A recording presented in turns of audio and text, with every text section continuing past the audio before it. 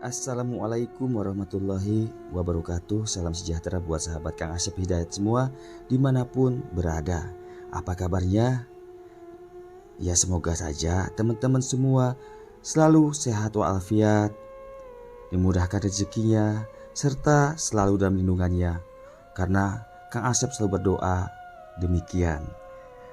Nah, dalam pertemuan kali ini saya akan kembali bercerita yang tentunya masih dalam kisah nyata yang pernah Kang Asep Hidayat alami di masa yang lalu. Dan cerita ini saya beri judul Jin Pengganggu Pengantin. Langsung saja ke bagian ceritanya, namun terlebih dahulu kita membaca Bismillahirrohmanirrohim. Dan inilah selengkapnya. Tahun 2005 di Ranai, Natuna. Sepulang dari masjid Batu Hitam Ranai, usai melaksanakan sholat tarawih, aku memilih untuk segera tidur, tak berencana untuk kemana-mana lagi. Aku matikan lampu kamar, lalu aku baringkan tubuhku di ranjang kayu. Sudah cukup lama aku pejamkan mata, namun tak dapat jua mata ini tertidur. Justru pikiranku jauh melayang. Pikiranku berkelana, ya memikirkan nasib yang aku alami selama ini. Bukan mengeluh, tapi sebagai manusia biasa, terkadang aku terfikir dan bertanya dalam hati, mengapa hidupku selalu bertemu dengan berbagai masalah yang begitu pelik? Apa salahku dan keluargaku, ya Allah? Tanpa terasa di saat seperti itu, aku selalu meneteskan air mata. Jujur, aku merasa rapuh, kepercayaan diri secara perlahan terkikis. Aku juga ingin bahagia, ya Allah, teriakku di dalam hati. Tiba-tiba saja ponselku berdering. Dengan sedikit malas, aku raih ponselku dari atas meja kecil di samping tempat tidur. Kulihat di layarnya tertera Umi. Ada apa ya? Umi nelpon, pikirku. Lalu telepon pun aku angkat. Assalamualaikum Mi, apa kabarnya? Jawabku dengan diawali salam. Waalaikumsalam, alhamdulillah sehat. Yat, bangunlah, jangan banyak melamun. Ayo bangun, ambil air wudhu, sholat dan mengaji. Berdoa memohon yang terbaik untuk hidupmu, dunia dan akhiratmu. Jangan mudah putus asa ya. Demikian ujar Umi di telepon. Iya Mi, Dayat gak kenapa-kenapa kok Mi. Jawabku dengan tergagap. Karena terkejut, Umi kok tahu jika saat itu aku memang tengah melamun. Bahkan aku tengah bersedih. Singkat cerita, aku menuruti nasihat Umi. Aku bangkit dari baringku, kuhidupkan lampu kamar dan keluar kamar untuk ke kamar mandi barak yang berada di ujung. Ketika baru saja keluar dari kamar, secara langsung pandangan mataku tertuju ke arah ujung barak yang terlihat remang-remang. Karena lampu di bagian belakang sejak sore tadi mati, mungkin lampunya putus, pikirku. Dengan terpaksa aku terus melangkah menuju kamar mandi itu. Jujur, saat itu aku merasa sedikit merinding. Karena pikiran sudah ke hal yang aneh-aneh. Sebab aku tahu jika barak itu dibangun di atas area pemakaman. Walau ya infonya sudah dipindahkan sebelum barak itu dibangun. Aku terus melangkah, namun seketika langkahku terhenti. Kira-kira 5 meter dari kamar mandi yang berada di sebelah kiri ujung barak. Tiba-tiba saja pintu yang paling ujung menuju keluar barak bagian belakang terbuka dengan sendirinya. Aku terkejut karena beberapa meter di depan pintu itu telah berdiri dua sosok yang tidak aku kenali.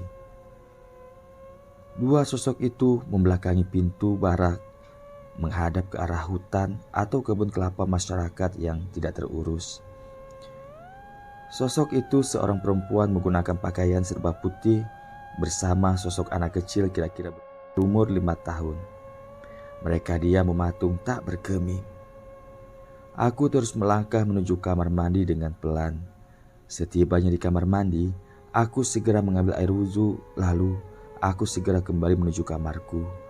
Yang tentunya aku harus melewati dua sosok tadi. Dan ternyata benar saja, sosok itu masih berdiri di tempatnya. Aku coba berdehem. Dalam sekejap mata, dua sosok itu menghilang entah kemana tanpa harus aku ceritakan. Otomatis aku terkejut dan ketakutan. Dengan cepat aku berlari menuju kamar. Setibanya di dalam kamar dengan napas tersengal-sengal serta semua bulu romaku meremang, aku tutup serta aku kunci pintu kamar. Setelah aku merasa tenang, aku mulai melaksanakan sholat sunnah. Kemudian aku lanjutkan dengan mengaji serta berdoa, memohon ampun dosa untuk kedua orang tuaku, untukku juga buat kaum muslimin dan muslimat, baik yang masih hidup maupun yang telah mati. Tak lupa aku memohon apa yang aku inginkan, tentunya yang terbaik untuk dunia dan akhiratku. Singkat cerita, seminggu berlalu. Aku masih terus melakukan seperti yang Umi sarankan kepada aku, dan lumayan membuat jiwaku merasa lebih tenang. Sore itu jam 5 sore, aku melaksanakan tugas mengatur lalin di simpang Masjid Raya Ranai atau simpang pasar. Sore itu sangat ramai karena setiap bulan puasa di area tersebut dijadikan pasar Ramadan. Masyarakat hilir mudik berbelanja untuk membeli takjil atau kue untuk buka puasa, atau hanya sekedar ngabuburit, sehingga membuat jalanan kota Ranai macet. Karena maklumlah, jalan kota Ranai memang pada saat itu belumlah lebar. Di tengah aku mengatur arus lalu lintas, ponselku berdering. Aku ambil ponselku yang aku letakkan di box yang berada di pinggang. Aku melihat sebuah nomor yang tak tertera namanya. Aku paling malas mengangkat telepon yang tidak ada namanya. Aku letakkan kembali ponselku di pinggang, namun tak lama berselang ponselku kembali berdering. Kali ini aku coba untuk mengangkatnya karena terus berulang biasanya penting. Demikian aku berpikir. Assalamualaikum, halo, siapa nih? Tanyaku setelah ku angkat telepon itu. Waalaikumsalam. Bang, ini adek, jawabnya. Dan ternyata itu seorang perempuan. Sejenak aku berpikir mencoba untuk mengenali siapa pemilik suara itu. Duh, maaf nih, siapa ya? Karena saya baru servis HP, jadi nama-nama hilang semua. Ku coba memberikan alasan klasik dan tentunya aku bohong. Ini Nunung bang, di Tanjung Pinang, terangnya memberitahukan siapa dirinya. Mendengar nama itu aku sedikit terkejut, karena lama sudah aku tidak berkomunikasi dengannya. Bahkan aku sudah ganti nomor semenjak pasca kecelakaan yang nyaris aku hampir kehilangan sebelah kakiku. Apa kabarnya dek? Dan tahu dari siapa nomor HP abang? Tanyaku kepadanya. Alhamdulillah sehat bang. Iya bang, ke adik kemarin ketemu Bang Edo di Tanjung Pinang. Abang tuh yang kasih adik nomor abang, jawabnya dan menjelaskan bahwa Bang Edo yang memberikan nomor HP ku. Oh ya, abang gak lebaran di kampung? Ia bertanya kepadaku, lebaran di mana? Abang lebaran di Ranai saja dek, malas abang pulang dek, jawabku. Memang saat itu aku memutuskan untuk tidak pulang, dan aku memutuskan untuk berlebaran di Ranai saja. Pulanglah bang, abang kan masih ada orang tua, jadi abang pulang demi orang tua saja bang, ucapnya mengingatkanku. Kalau adik ikut abang ke kampung, abang mau pulang.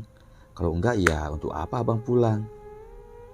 Demikian jawabku yang entah kenapa tiba-tiba saja aku berbicara seperti itu kepadanya.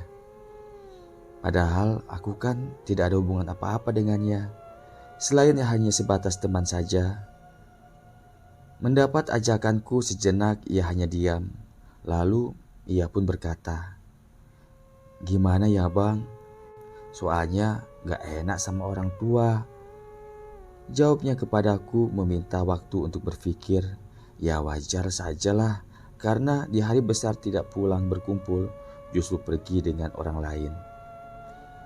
Singkat cerita, obrolan pun selesai dan aku pun kembali pulang karena tugasku jagalin selesai.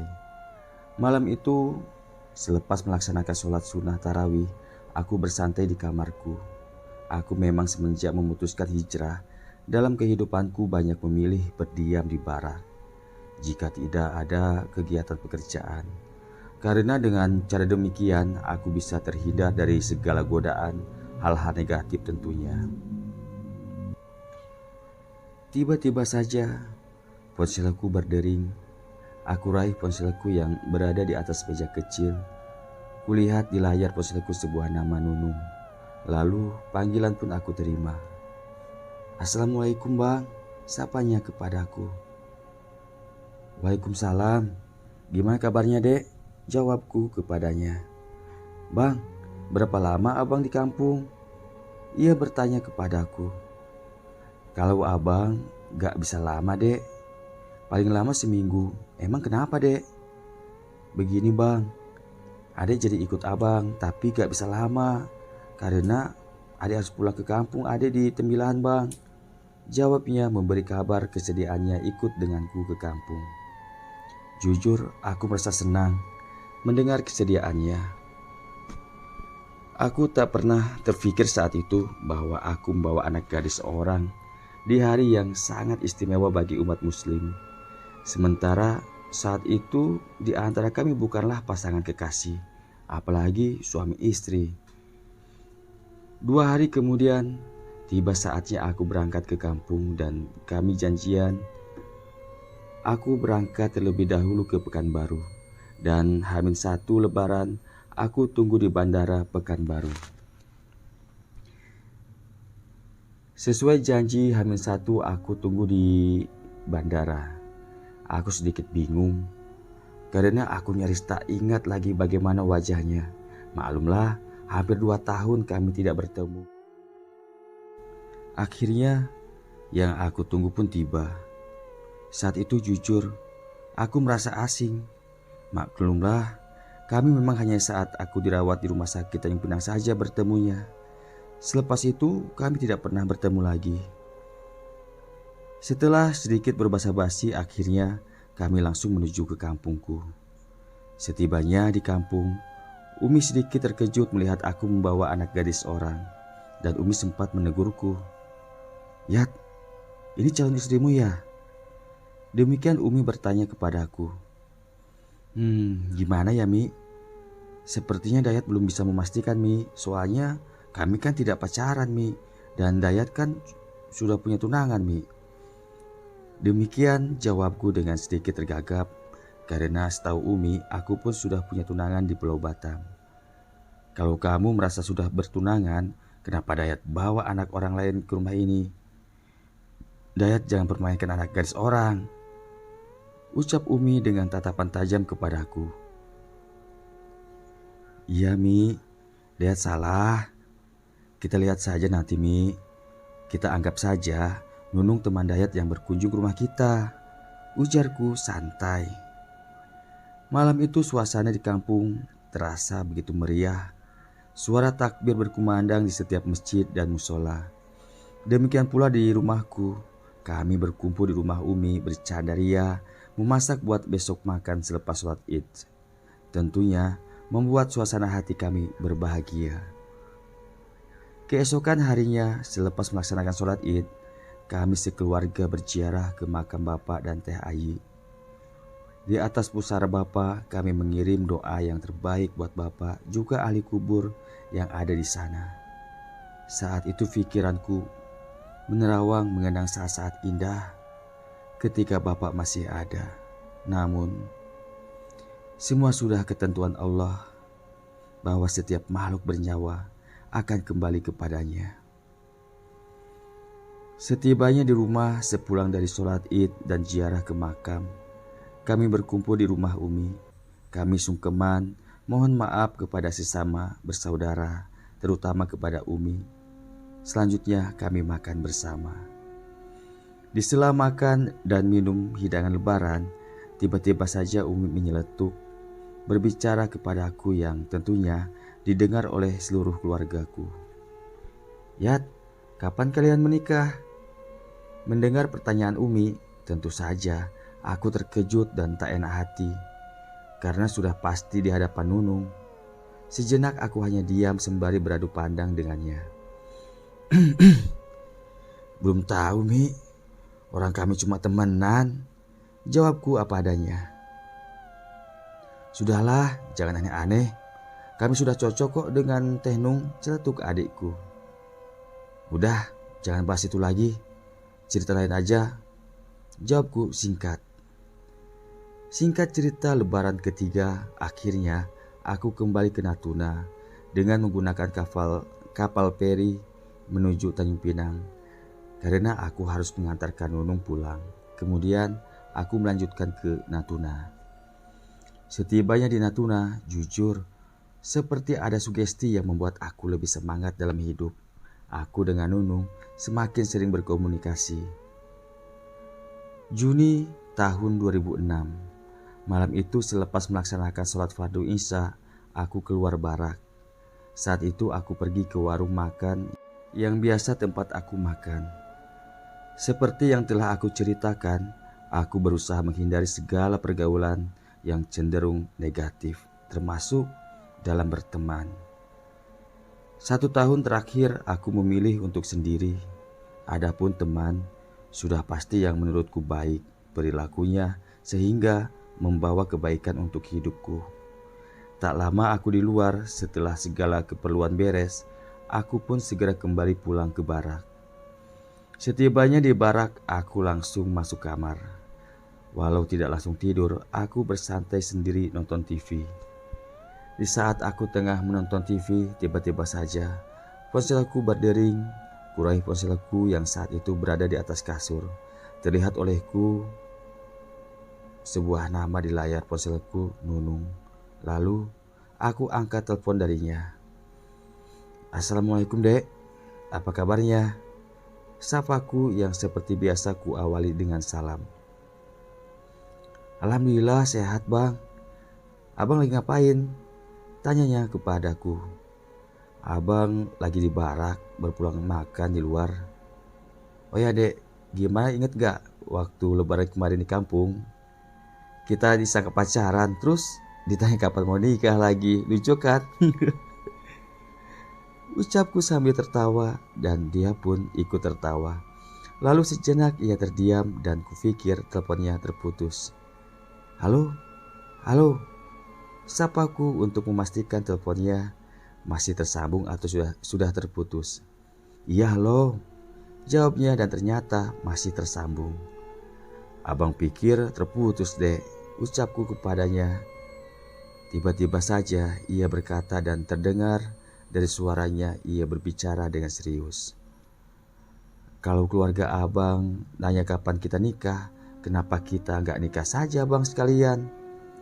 Tentu saja aku terkejut mendengar ucapannya. Namun saat itu aku anggap hanya gurauan saja kepadaku. "Bisa saja, Dek, nih. Nikah mah gampang, Dek. Tapi setelahnya stres nanti. Abang belum siap, Dek," jawabku sembari tertawa. "Kenapa belum siap, Bang? Abang kan sudah cukup umur dan sudah bekerja," ucapnya kepadaku lagi. "Ya, kalau bahas masalah umur mah memang sudah cukup, lebih malahan. Tak lama lagi bujang lapuk." Jawabku masih terus tertawa yang sebenarnya hatiku menangis. Karena aku memang sudah ingin berumah tangga seperti yang lainnya. Tapi masih banyak hal yang harus aku selesaikan saat itu. "Terus kenapa lagi abang belum siap?" desaknya kepadaku. Dengan berat hati aku pun menjawab, "Abang masih membiayai adik abang yang paling kecil kuliah, Dek. Jika abang menikah saat ini, lalu siapa yang akan membiayai adik abang, Dek?" Demikian jawabku kepadanya. Singkat cerita, obrolan pun selesai. Lalu aku memutuskan untuk tidur. Namun, walau aku berusaha untuk tidur, tak jua mataku dapat tertidur. Pikiranku jauh menerawang entah kemana. Aku masih kepikiran tentang pernikahan yang baru saja dibicarakan. Di saat aku merenung dalam kegalauan, tiba-tiba saja aku teringat pesan Umi beberapa waktu yang lalu, yaitu di saat kita gundah, janganlah turuti kegundahan, tapi berdoalah memohon petunjuk kepada Allah. Saat itu serasa mendapat kekuatan dalam jiwaku. Lalu aku bangkit dari baringku, kemudian aku melangkah menuju kamar mandi untuk berwudu. Malam itu aku melaksanakan ritual sholat dan berdoa memohon petunjuk kepada Allah. Semoga Allah memberikan yang terbaik untuk hidupku. Hari demi hari terus berjalan sebagaimana mestinya. Namun anehnya ada sesuatu yang beda dalam jiwaku. Kini jiwaku penuh keyakinan akan pilihanku. Mungkinkah ini petunjuk dari Allah? Wallahu a'lam. Namun aku meyakini bahwa inilah petunjuk darinya. Dan aku memutuskan untuk menikahi wanita yang bukan pacarku, yaitu Nung Perdana, perawat cantik yang pernah merawatku.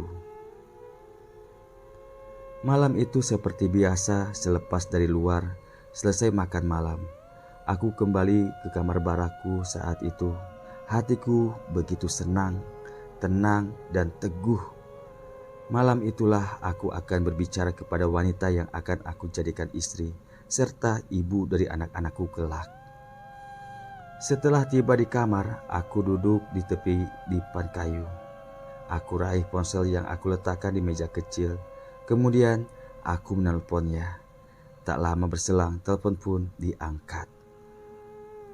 "Assalamualaikum, Dek. Apa kabarnya?" sapaku kepadanya. "Waalaikumsalam, Bang.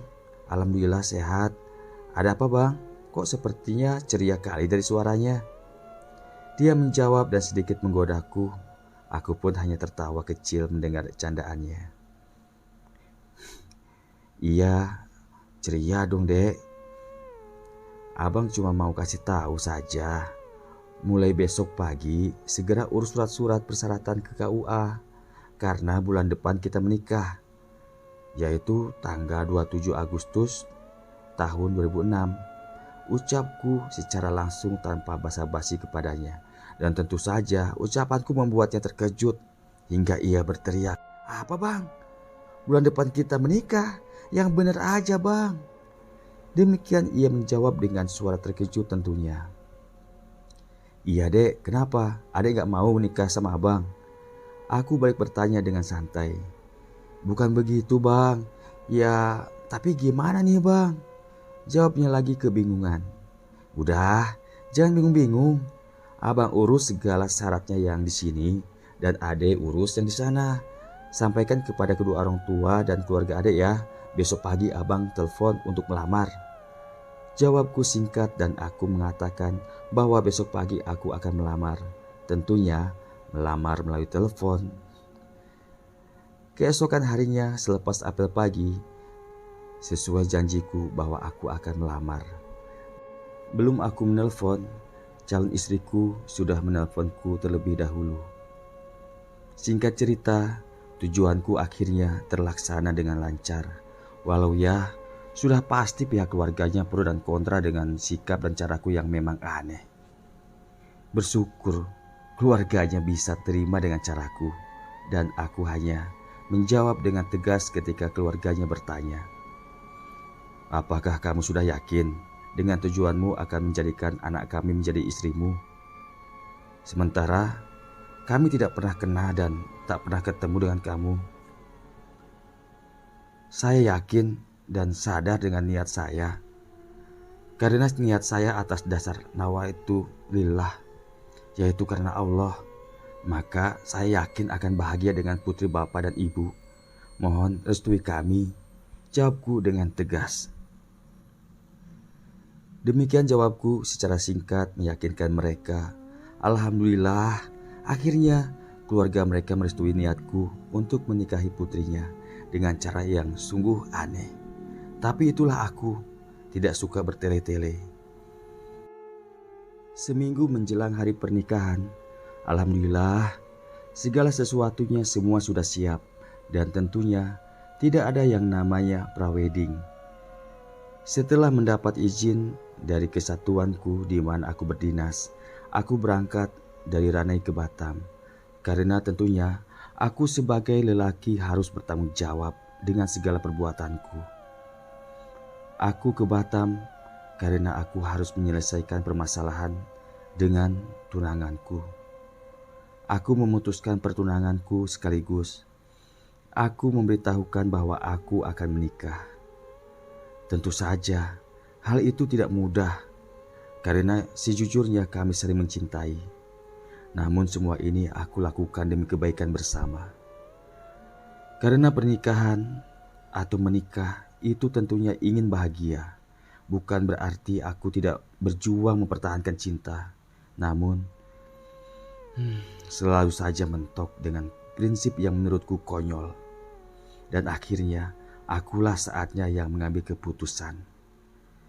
Setibanya di Batam, aku langsung menuju ke rumahnya dan menemuinya. Dek, maafkan abang ya. Mungkin ini jalan yang terbaik buat kita. Tapi percayalah, abang mencintaimu. Abang sudah membuktikan 4 tahun memperjuangkan cinta kita. Namun, ya sepertinya tak kunjung mendapat jalan yang terbaik. Abang yakin kelak adik akan mendapatkan yang terbaik dan tentunya sesuai dengan pilihan orang tuamu. Demikian aku berkata kepadanya. Tidak, aku tidak maulah. Abang jahat. Wah sayang abang, pokoknya wah ikut abang. Tunanganku berteriak histeris. Begitu mendengar ucapanku yang datang hanya untuk memutuskan hubungan. Bahkan aku akan menikah. Abang jahatlah. Tunanganku berteriak, bahkan menepuk dan mencakar dadaku. Saat itu aku hanya diam, membiarkan ia meluapkan amarahnya kepadaku. Kedua orang tuanya hanya diam, dan akhirnya aku berpamitan. Kupeluk dan kucium dia untuk yang terakhir kalinya. Sahabat pembaca Kang Asep Hidayat semua pasti bisa membayangkan bagaimana perasaan aku dan dia saat itu. Pedih, perih merasuki hati dan jiwaku. Aku melepas orang yang aku cintai, namun aku sebagai laki-laki harus bisa bersikap dan memutuskan. Karena aku tak mau menderita serta menyakiti dalam waktu yang tak pernah tahu akhirnya. Aku melangkah dengan pasti menyongsong kebahagiaan dunia dan akhirat bersama wanita yang baru saja aku kenal. Namun, aku yakin karena aku memilih atas dasar petunjuk darinya. Singkat cerita, aku tiba di Pekanbaru, di rumah orang tuaku. Jujur, saat itu keluargaku belum tahu jika kepulanganku saat itu akan menikah.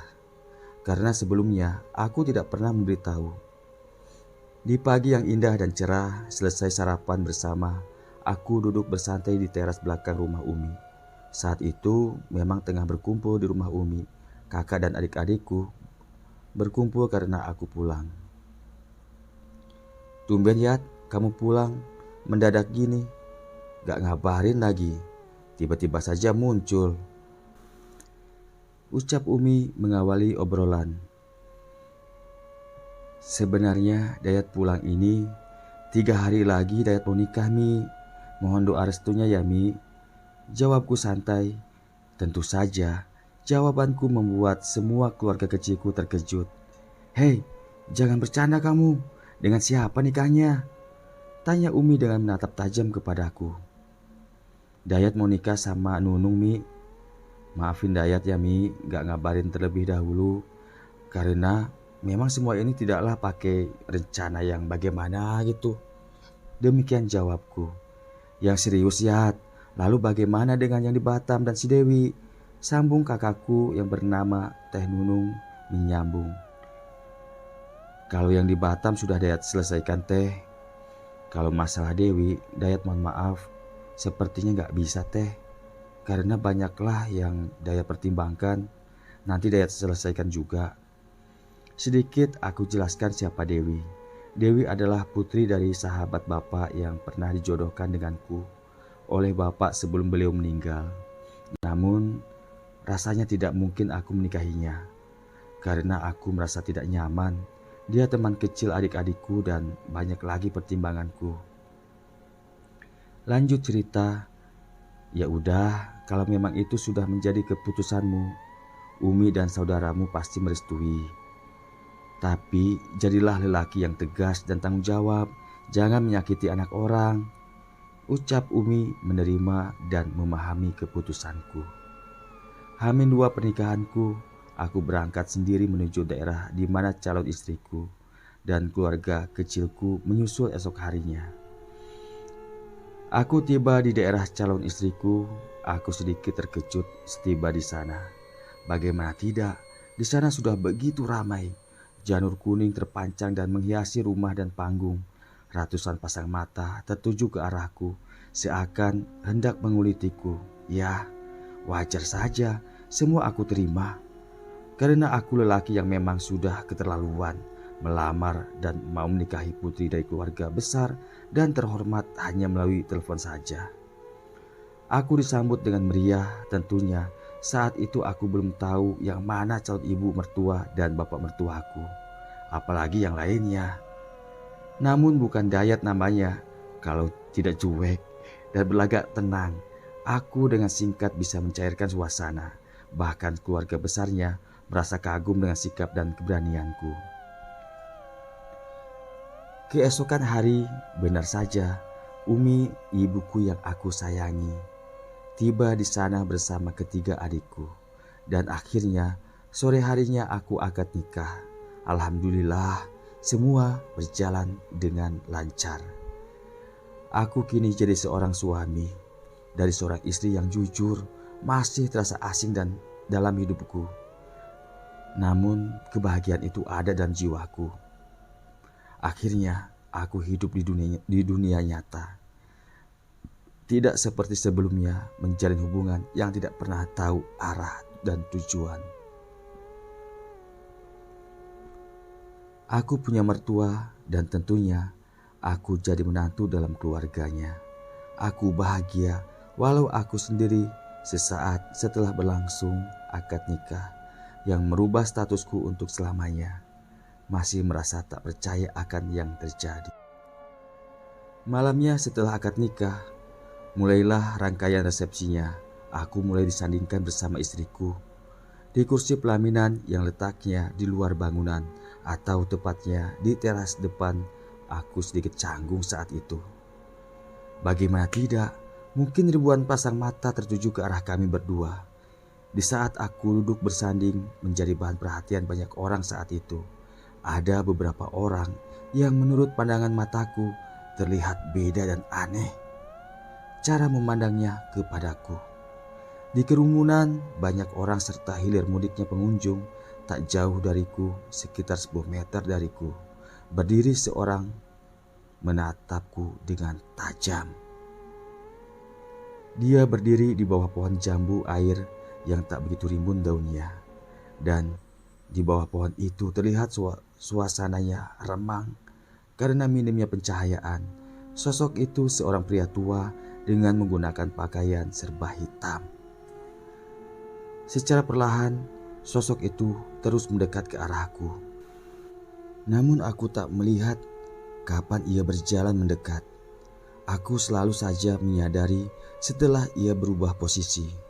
Astagfirullah, jantungku bukan saja berdebar saat itu, namun serasa berhenti berdetak. Begitu jelas aku melihat raut wajahnya. Setelah jaraknya sangat dekat denganku, yang sebelumnya aku pikir baju yang dipakai sosok itu berwarna hitam, ternyata memang hitam tapi karena hangus terbakar. Sekujur tubuhnya sosok itu hitam bagai hangus terbakar. Namun anehnya, kedua matanya berwarna putih semua. Aku mulai mencium aroma bau sangit. Dan saat itu aku menyadari bahwa kini aku berhadapan dengan makhluk tidak nyata. Kriak.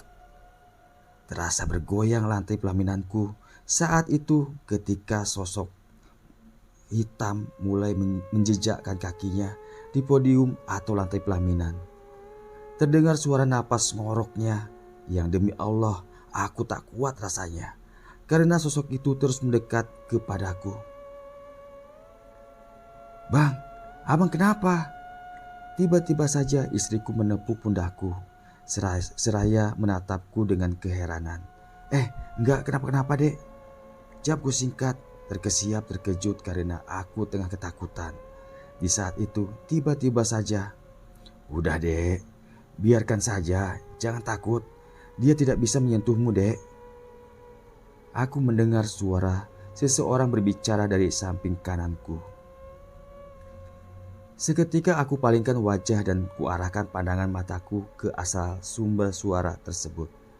Dan ternyata itu Bang Imran. Beliau babinsa yang bertugas di daerah itu telah berdiri di sampingku. Melihat Bang Imran berada di dekatku, aku sedikit merasa lega. Cuma pertanyaannya, kok bisa tahu Bang Imran jika aku dapat melihat hal demikian? Atau mungkin beliau satu frekuensi denganku. Demikian pikirku berkecamuk. Tiba-tiba saja sosok hitam menjulurkan tangannya hendak menggapai tanganku. Tentu saja hal itu membuat aku semakin gemetaran. Gawat nih. Jangan sampai karena ketakutan aku sampai ngompol di pelaminan. "Udah, diam saja dek, jangan takut. Biarkan saja dia nyentuh kamu dek, biar dia kapok." Kembali Bang Imran menenangkanku. Dan begitu tangan kering dan hitamnya menyentuh tangan sebelah kananku, tiba-tiba saja makhluk itu menjerit dan seketika menarik kembali tangannya. Lalu dengan perlahan makhluk menyeramkan itu bergerak mundur menjauhiku dan menghilang. Begitu saja bagai tertiup angin. Tentu saja kejadian yang baru saja aku alami selain membuat aku takut, sekaligus membuat aku merasa heran. Kenapa makhluk itu menjerit seakan kepanasan dan ketakutan setelah menyentuh tanganku? Namun, pertanyaan-pertanyaan yang berkecamuk dalam pikiranku teralihkan oleh beberapa tamu yang memberi salam dan selamat kepada kami berdua. Di samping itu, Bang Imran sang babinsa yang baik hati dengan gagah dan tak pernah beranjak jauh dariku, seakan beliau menjagaku karena beliau tahu ada sesuatu yang akan terus menggangguku jika ia tinggalkan. Singkat cerita, acara resepsi pernikahanku pun usai. Setelah beberapa hari pesta, lelah rasanya badan ini. Ya, yang namanya juga pesta. Namun, aku sangat bahagia dan bersyukur karena semua berjalan dengan lancar. Yang jelas, mulai saat itulah aku sudah tidak bujangan lagi. Aku sudah menjadi seorang imam dalam rumah tanggaku yang harus bisa membangun rumah tangga yang sakinah, mawaddah, dan warohmah. Amin ya rabbal alamin. Sedikit aku ceritakan siapakah makhluk yang mendatangiku di saat di pelaminan. Setelah acara pesta, Bang Imran menjelaskan kepadaku bahwa sosok itu sebangsa jin kafir, suruhan seseorang yang memang tidak suka jika mempelai menikah dan bahagia. Namun Bang Imran tak menjelaskan siapa yang menyuruh makhluk itu untuk menggangguku. Yang jelas ada seseorang yang suka terhadap istriku, namun istriku justru menikah denganku. Atas dasar itulah seseorang itu bersekutu dengan sebangsa jin untuk menggangguku agar acara pernikahan hancur. Bang Imran pun menjelaskan kenapa sosok itu menjerit dan ketakutan begitu menyentuhku. Karena di dalam diriku ada penjaga serta Bang Imran sudah terlebih dahulu memagariku dengan gaib. agar tidak ada makhluk jahat yang akan mencelakaiku. Demikian tuturnya. Wallahu a'lam, hanya Allah yang maha mengetahui dan hanya kepadanya kita mohon perlindungan. Selesai. Demikian akhir dari kisah ini, dari kehidupan saya atau perjalanan hidup saya. Semoga bermanfaat dan dapat memetik dari kisah ini. Mohon maaf jika banyak kekurangan dan kesalahan. Saya haturkan banyak terima kasih buat sahabat semua yang sudah terus mendukung Kang Asep Hidayat atau channel Kang Asep Hidayat Official. Sukses selalu buat sahabat semua, dan saya akhiri. Wassalamualaikum warahmatullahi wabarakatuh.